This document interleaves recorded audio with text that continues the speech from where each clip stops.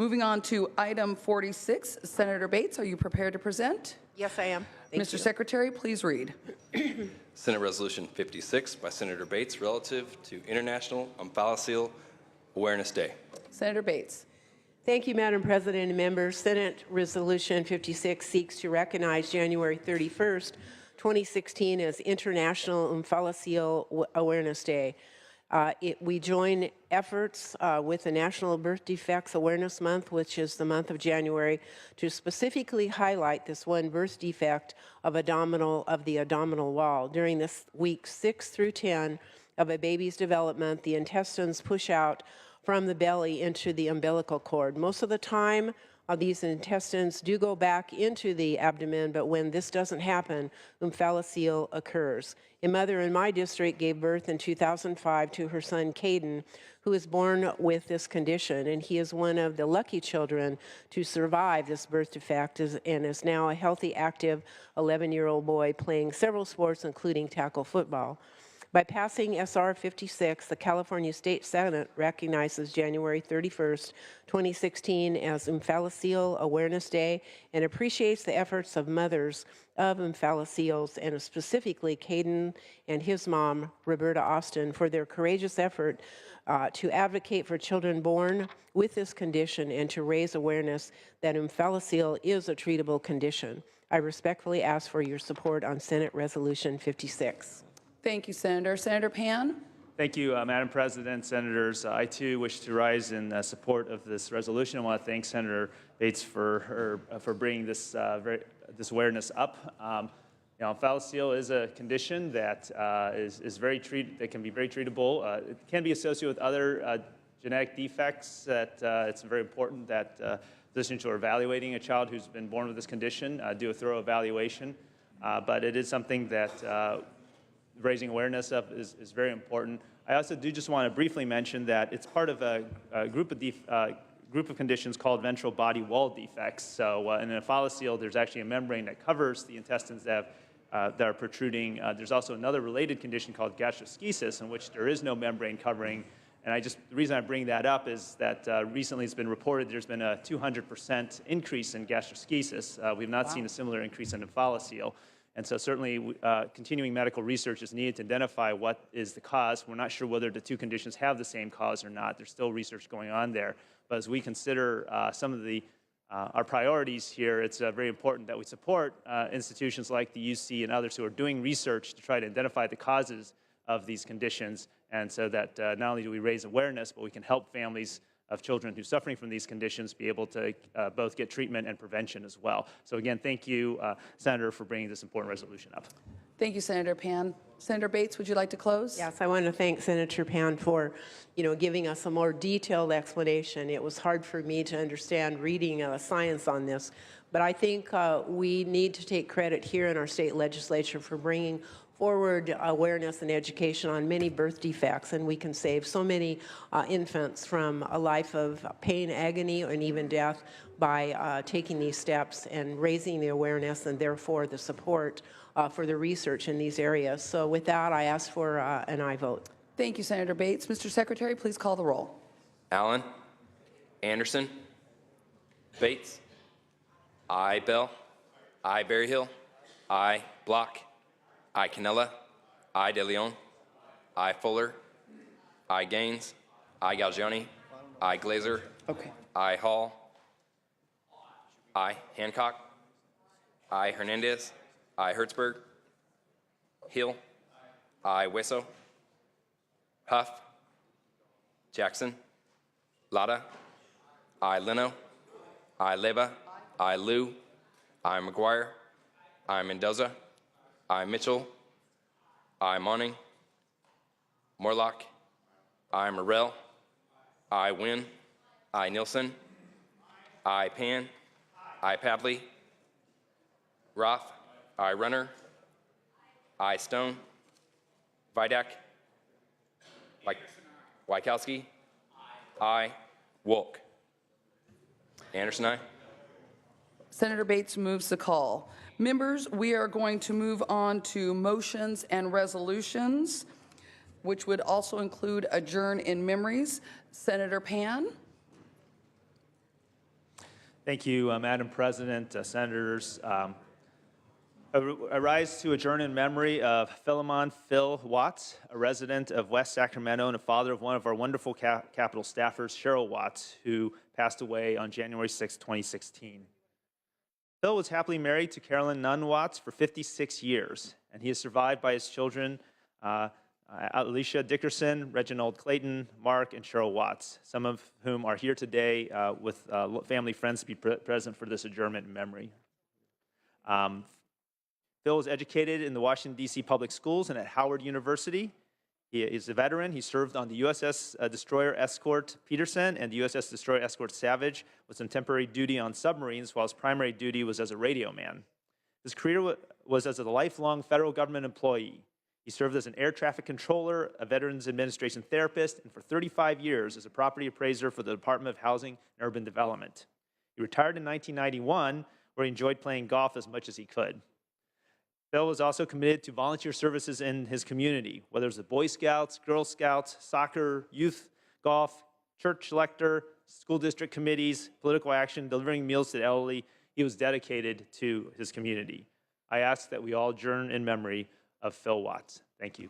Thank you, Senator Pan, and I think we have some of his family here. Please accept our deepest condolences from the California State Senate. Welcome. We're glad you're here. Thank you. Senator Liu, for what purpose do you rise? Motions and resolutions. I just simply would like to remove from the inactive file SB 580 and for it to be sent to the Assembly for amendments. The file will be noted. Thank you, Senator Liu. Senator Nguyen? Thank you, Madam President. Colleagues, I ask that you join me today in adjourning in memory of Clara Miller, mother of my staff member, Suzanne Miller. Born to Jose and Susanna Armena on January 29, 1925 in central New Mexico, Clara passed away on January 8, 2016 in Sacramento, California, after a long battle with kidney disease. Clara was married to her husband, Robert Miller, for 60 years, and together raised 4 blessed and very grateful children. Clara's greatest joy in life was her family, and she was affectionately known to all as Mama Miller. Clara is survived by her husband, Robert, and children, Michael, Suzanne, and Maria. Clara was preceded in death by her son, Lieutenant Colonel Robert Miller. Father Picado, who led the funeral mass, graciously spoke of Clara as a beautiful gift to the world. Clara was a woman of great faith, strength, and love, and she would forever live on in everyone she touched. So if you can, please join me in giving our sympathy and in memory of Clara Miller.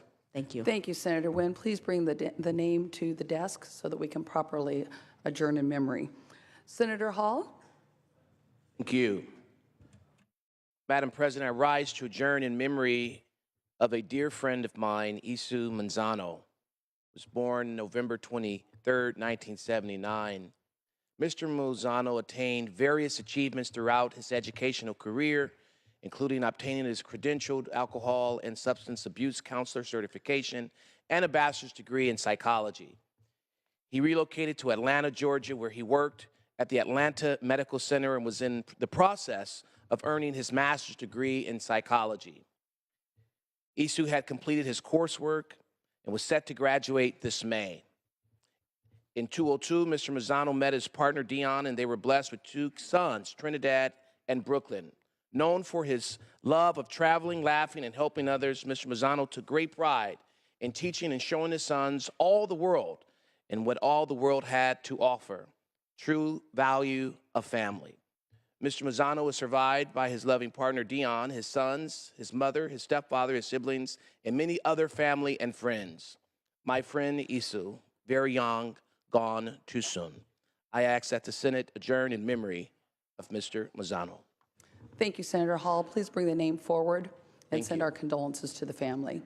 Senator Hall, do you have another adjourn in memory? Yes, Madam President, I also rise today to adjourn in memory of another friend of mine, Earl Howard Wilson IV. Mr. Wilson was born on September 5th, 1978 in Bellflower, California. From his birth, it was evident that his life was nothing short of a miracle. Mr. Wilson was very ill in his infancy and was given the life expectancy of 2 years, but was fortunate enough to have been born in a family of a profound faith and determination. Mr. Wilson attended McKinley Elementary School in Compton, St. Philip Neri Catholic School, and graduated from North High School in Torrance and accepted Christ at a very early age and attended the Double Rock Baptist Church in Compton, where I attended my entire life. Throughout the years, Earl faced numerous hospitalizations, surgeries, and health challenges, but that never changed his positive outlook on life. Mr. Wilson is survived by his loving wife, Vanita, 3 children, Elijah, Anaya, and Earl V, his parents, Tana McCoy, his 5 sisters, and many other family and friends. I ask that the State Senate adjourn in his memory. Thank you, Madam President. Thank you, Senator Hall. Please bring the name forward and send our condolences to the family. Members, we are going to return back to privileges of the floor. Senator Fuller, for what purpose do you rise? I'd like to return to privileges of the floor, please, and I'd like to talk about the Space Shuttle Challenger for a moment. Very good. Please proceed. 30 years ago today, on the morning of January 28th, 1986, a booster engine failed and caused the Space Shuttle Challenger to break apart, taking the lives of 7 crew members and all aboard. I'm sure that we all remember where we were when we first learned of this tragic news.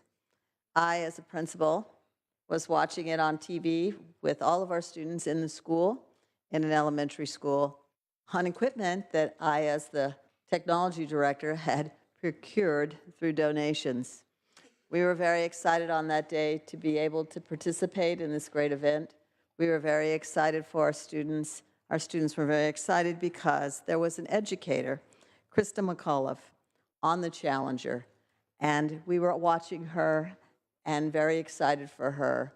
And it was a new era where civilians, regular people, could be a part of the crew.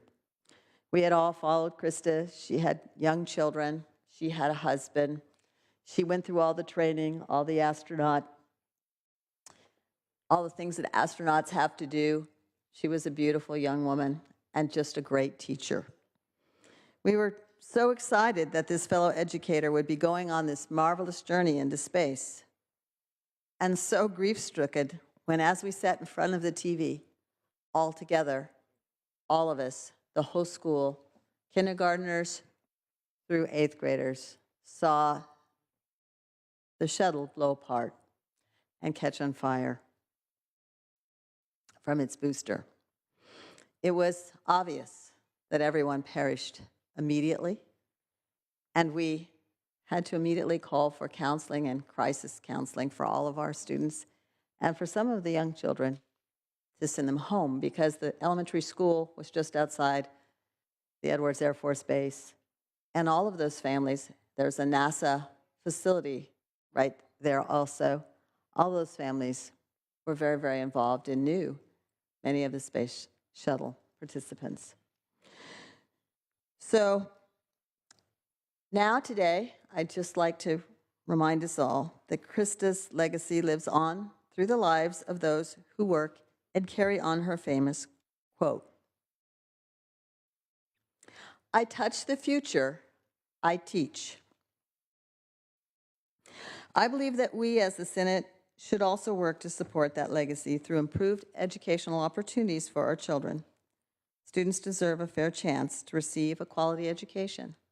But we have to remember that as we teach them, there are setbacks, there are emotional turmoil events that cause us to need counselors and other support people in education to help them. On that day, we expected to be celebrating, not to be crying, not to have trauma. On the evening of January 28, 1986, President Ronald Reagan spoke to the nation and gave one of his most memorable and inspirational speeches, where he eloquently stated, and I quote, "The crew of the Space Shuttle Challenger honored us by the manner in which they lived their lives. We will never forget them, nor the last time we saw them that morning as they prepared for the journey and waved goodbye and slipped the surly bonds of earth to touch the face of God." Thank you. Thank you, Senator Fuller. Members, we will stand in recess. However, I would ask all of you, Marty, Senator Block, for what purpose do you rise? Yeah, point of At personal the Pro privilege Tem's desk. introductions. Very briefly, we have 3 city council members from San Diego who have made the trip to Sacramento, and they are in the back of the chamber, so I want to introduce them to my colleagues. They are Marty Emerald, Myrtle Cole, and Sherry Leitner in the rear right. Wave, everybody. Welcome. Very happy to have you here on the Senate floor with us. Thank you, Senator Block. Senator Morlock, for what purpose do you rise? For an adjournment, Madam Please President. proceed. I'd like to adjourn in memory of Walter Gherkin, who recently passed away at the age of 93. Mr. Gherkin was Chairman and Chief Executive Officer of Pacific Investment Management Company and Pacific, which was previously known as Pacific Mutual Life Insurance Company, from 1975 to 1986. The executive was influential in the decision to move the company to Newport Beach, California, from Los Angeles, and also in founding and the growth of PIMCO, which started as a fixed income unit of the insurer, which would become the world's biggest bond fund. PIMCO was established in 1971 by a group that included money manager Bill Gross, later known as the Bond King. PIMCO became a publicly traded company in 1994, and insurer Allianz agreed in 1999 to buy the company. Pacific Life is one of the top 15 sellers of life insurance and variable annuities in the United States and had more than $137 billion in assets as of December 31. They can trace their roots back to 1868. Gherkin was a native of New York and served in World War II in the Army Air Corps, earning the Distinguished Flying Cross. He later got a bachelor's degree from Wesleyan University and received a master's degree in public administration from Syracuse University's Maxwell School of Citizenship and Public Affairs. He was a member of the Business Advisory Commission for the 1984 Los Angeles Olympics. He was also elected a Regents Professor at University of California, Irvine's Graduate School of Management. He was awarded with the UCI Medal in 1988, acknowledging his contributions to the campus. The school established the Walter B. Gherkin Endowed Chair in Enterprise and Society in 1998. Mr. Gherkin raised 6 children with his wife, Darlene. His wife died in 2009. He lived in Corona del Mar, and want to keep his family in our thoughts and prayers at this time and adjourn his memory. Thank you, Madam President. Thank you, Senator Morlock. Please bring the name forward so he can properly be memorialized and send condolences to the families. Members, before we stand in recess, are there any other privileges of the floor? Seeing none, we will stand in recess. However, I encourage everyone to stay on the floor so that when we are ready to take items back up, we are all here. Thank you.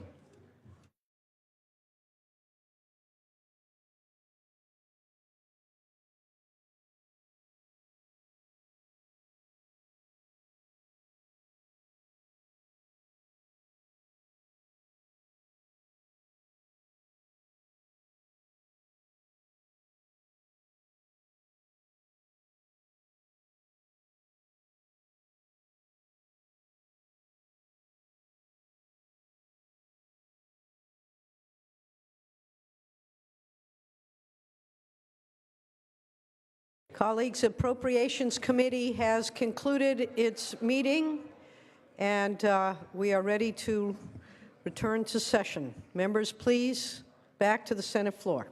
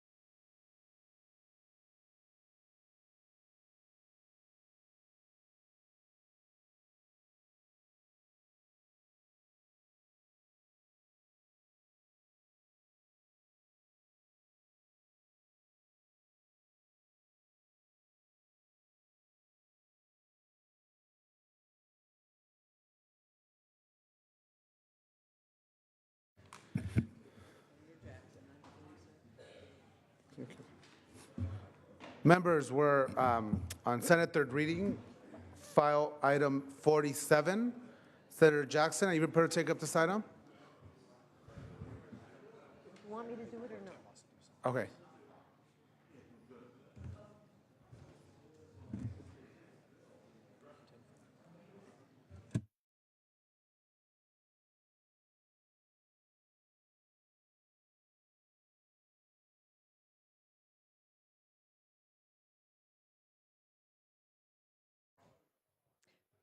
Senator, Mr. President, will pass and file, take the matter up on Monday.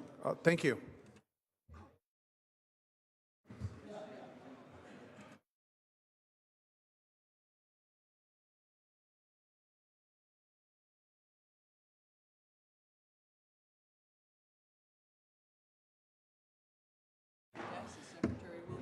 Members, there's a committee report at the desk. The secretary will read. Mr. President, the Committee on Appropriations, to which was referred, Senate Bill 380, reports the same back with the recommendation do pass. Order to third reading. Under motions and resolutions, Senator Pavley.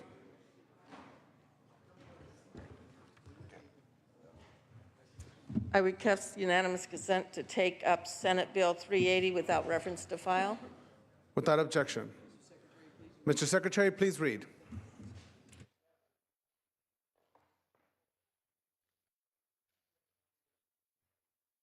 Senate Bill 380 by Senator Pavley, enacting to natural gas and declaring the urgency thereof to take effect immediately. Senator Pavley. Yes, thank you very much. This item was heard in the Policy Committee as well as Appropriations Committee. It had unanimous support in both committees. It's an urgency item because I have at least 3,000 families who are waiting to hear what the legislature is going to do to ensure that we can minimize the risk that leaking natural gas that's gone on since October 23rd, causing intense disruption to homes and families, relocation to schools, and the list goes on, does not happen again. We're dealing with the largest natural gas reservoir west of the Mississippi, and perhaps an outdated well who's had a leak that hasn't been able to stop. 7 attempts, none have been successful. A relief well is being drilled, and it's incumbent upon the legislature here today to pass an urgency measure to make sure that the CPUC and other agencies will look carefully at the integrity of other wells that are similar vintage and age so that we can minimize the risk to the residents that live adjacent to this large oil and gas facility. Ask for your aye vote. Thank you, Senator Pavley. Debate or discussion? Senator Huff? Thank you, Madam President. Members, I rise in support of this measure. You know, among the many issues we tackle up here, public safety certainly rises to the highest order, and this unchecked release of natural gas in Southern California certainly is a public safety issue. Some have questioned about how this has come to the floor in such a manner where we hear things off the floor, we warp it. So let me just say that we're pressed up against a deadline tomorrow of having things heard on the floor to pass to the other house. And so we have different tools to take care of things quickly, but when you have an urgency, I think it rises to that highest level of us doing whatever we can to protect the public. And while it's a short version of it, that's why we're here today, why you've been patiently waiting as we've heard this in 2 different committees and brought it back for a discussion and a vote. But certainly the thousands of families that are impacted in the Porter Ranch area want to know, are there any long-term effects? When can we move back to our house? What's going to happen going forward? And so this measure is the first step of other bills that will be addressing this issue. And today it's just stopping what you're doing, taking a breath, assessing before you move forward. And it certainly will be weighed in conjunction as we look at the whole Aliso storage field about our energy grid stability, because you have to consider that as well. So with all of these things in mind, understand this is the first in a long process. We do have an urgency because we have a deadline to move this, and I would ask for your aye vote. Thank you, Senator Huff. Senator Hill. Thank you, Madam President. I rise in support of SB 380. You know, what we've seen and learned since October 23rd at Aliso Canyon tells us clearly that this legislature needs to take a stand and say enough is enough. No longer should we stand by while the state agencies tasked with protecting our state and safety our state agency. No longer should we stand by while the state agencies tasked with protecting our safety outsource their judgment to the utilities. Make no mistake, this disaster was caused by the undue deference of the PUC and Department of Oil, Gas, and Geothermal Resources to naked utility assurances. The more we learn, the more we understand that this moratorium was overdue, long before well SS-25 started leaking on October 23rd. I commend Senators Pavley and Huff for taking this stand, and I urge the rest of this body to remember that this is only the beginning of our responsibility. We have a long way to go before we have done right by the people of Porter Ranch and the surrounding communities, and before we can say that this will never happen again. I recommend an aye vote, members. Thank you, Senator Hill. Senator Gaines. Thank you, Madam President. Question of the author. Would you accept the question? Absolutely. Without objection? Thank you. I was just wondering if you could just give us a little bit of an update. You talked about the relief well that's being drilled, and I had read that it's going to take a long period of time for that to happen. Could you give the body a little bit of an update in terms of what the progress is and what is the ultimate solution? Well, I can't really answer 100% all of those questions, but I can give you an update on the relief well. There were 6 other attempts to try to plug this well. They brought in the top gas experts from Louisiana, Texas, you name it. They were out here, couldn't stop the leak, so they began digging a relief well, and that's in place, and that's easier said than done. I've toured the facility. We hope that'll be in effect. Our Southern California gas officials had stated that they hope that would be done by mid to late February instead of March. And that's one reason for the urgency of this measure, is that until we can ensure that the other similar era wells in this natural gas field, there's about 18 others that predate 1953, also have the structural integrity to accommodate the increasing pressure that we would put back in the natural gas field. Until we can assure that those wells can handle that increased pressure, we can't refill that reservoir. They have to be inspected by CPUC and Dogger and independent. We have to assure those homeowners who, frankly, their property values are going down. They've moved, total disruption in families. They look at me with tears in their eyes. Just tell me that the legislature will help ensure that they will be safe returning to their homes. We need to stop and look and not recreate the same problems that led to this first one. So this is a work in progress. We've got 7 state agencies involved. We're coordinating all that. There's going to be companion bills looking at safety valves and procedures and notifications. All that'll be done, but this is an urgency item so that we have a moratorium in place so when that one leak is plugged and that one well, everyone agrees, will never be used again. But how about those other older wells? Okay. We don't want this to happen. Great, thank you. And then could you expand a little bit on Dogger and their role? What will they be doing in a more precise manner? I'm looking at something very quickly here. Yes, well, of course, there are Division of Oil and Gas Recovery. They're the ones that have been on site every day since October 23, but they will be working with the CPUC and Southern California Gas using some new technologies to make sure that they can assess the well integrity of those other older wells before they start putting any more natural gas back in that reservoir. Very well. Great. Thank you. Thank you, Senator Gaines. Senator Hertzberg. Thank you so much, Madam President. This disaster occurred in the San Fernando Valley, a community of near 2 million people, and we arbitrarily draw lines in politics in the air, calling them districts, but the impacts are affected across those lines, and the eastern portion is represented by communities that I represent in the western portion, and this is really on the line between both communities.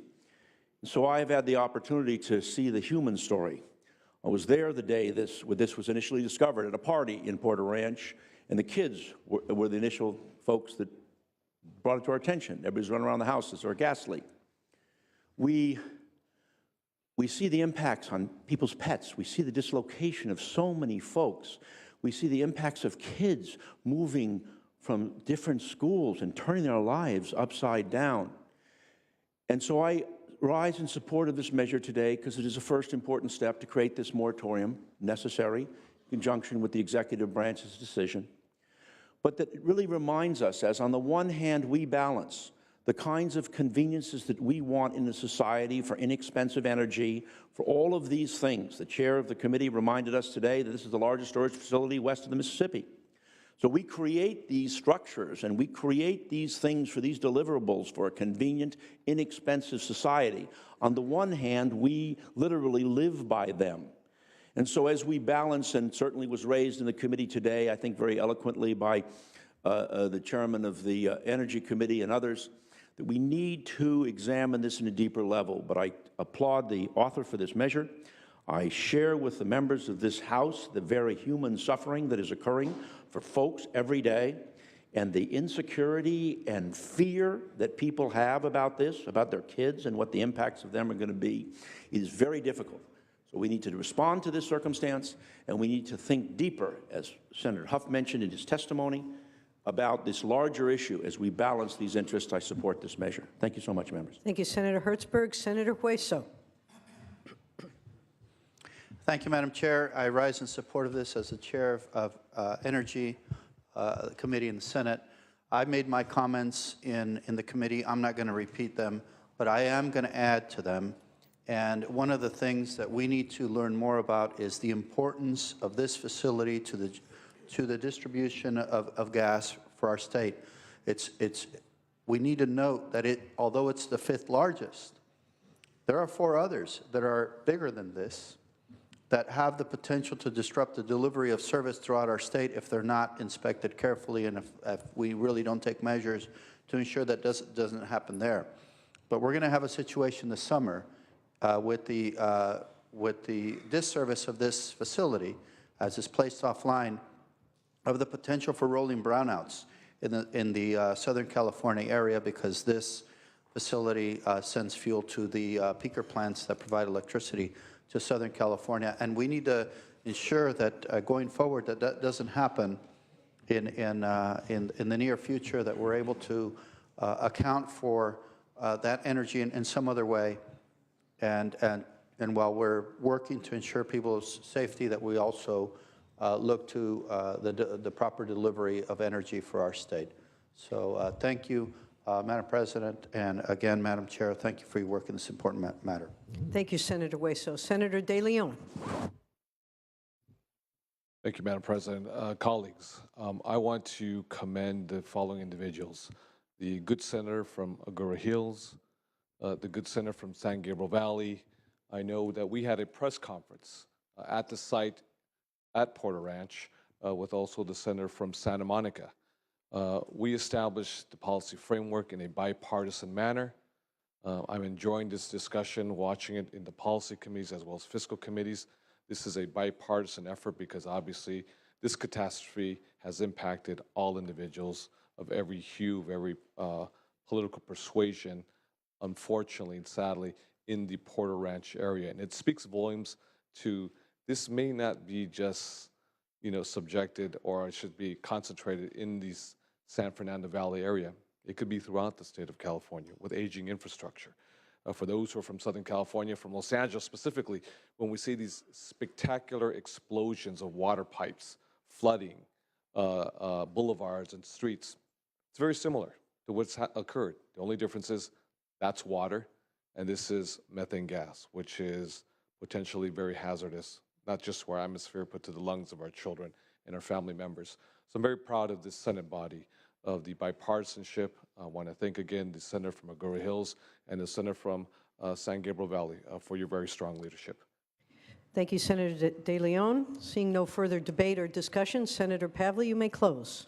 Yes, thank you very much, and thank you. And it shows the public with a sense of urgency that the legislature in a bipartisan way can respond. And it's up to us to make sure, providing the legislative oversight for our agencies, that we can protect the public. This is something that they're watching carefully. I want to thank my fellow senators for realizing this is not a partisan issue at all. Public safety is why we're here. Providing oversight on state agencies is why we're here. Ask for your aye vote. Thank you. All debate having ceased, Mr. Secretary, please call the roll. Allen. Aye. Anderson. Aye. Bates. Aye. Bell. Aye. Berryhill. Aye. Block. Aye. Canella. Aye. De Leon. Aye. Fuller. Aye. Gaines. Aye. Galgiani. Aye. Glazer. Aye. Hall. Aye. Hancock. Aye. Hernandez. Aye. Hertzberg. Aye. Hill. Aye. Hueso. Aye. Huff. Aye. Jackson. Aye. Lada. Aye. Leno. Aye. Leba. Aye. Liu. Aye. McGuire. Aye. Mendoza. Aye. Mitchell. Aye. Monning. Aye. Morlock. Aye. Morrell. Aye. Wynn. Aye. Nilsson. Aye. Pan. Aye. Pavley. Aye. Roth. Aye. Runner.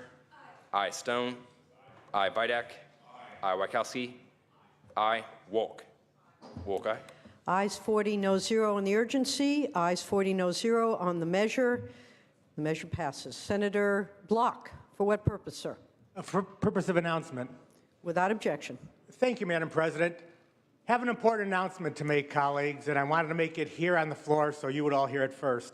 Made a decision this week after obviously lots and lots of thought, and my decision is that I will not be filing for re-election next month. I have decided instead to pursue some other opportunities. I have greatly enjoyed every moment on the Senate floor and before that in the Assembly. Some of you I've served with now for almost 8 years. Having said that, change is always a pretty good thing, and I am looking forward to what lies ahead. So again, I wanted you to be the first to know and continue doing. I'll still be here for 10 more months. Hey, we're gonna be together for a long time, but look forward to talking to each of you about this if you wish to. Thanks. Thank you, Senator Block. Appreciate your comments and wishing you, as always, the very best of luck. Now is the time that we're going to lift the calls, and then we will hopefully conclude our session of the day. Mr. Secretary, please lift the call. Item 45. Item 45, please call the absent members.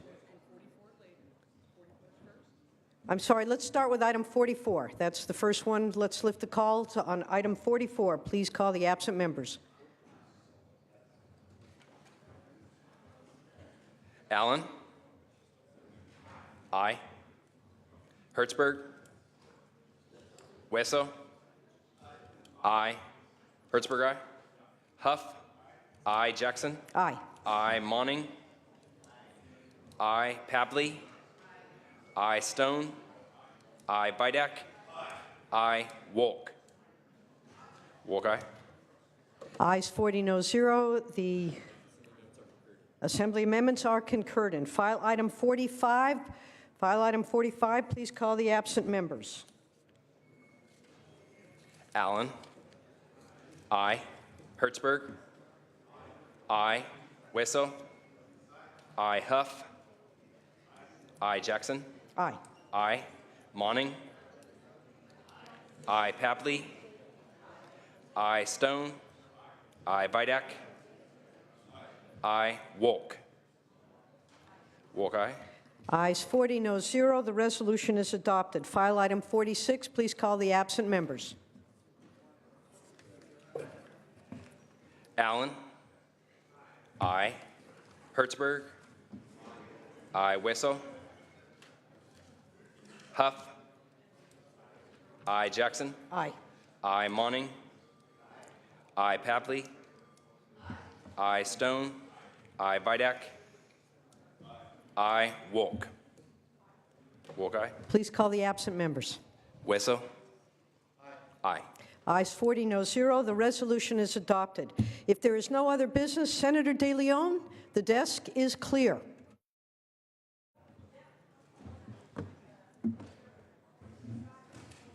Thank you very much, Madam President. It's 10:45. I think folks from Southern Cal will be able to catch their flights.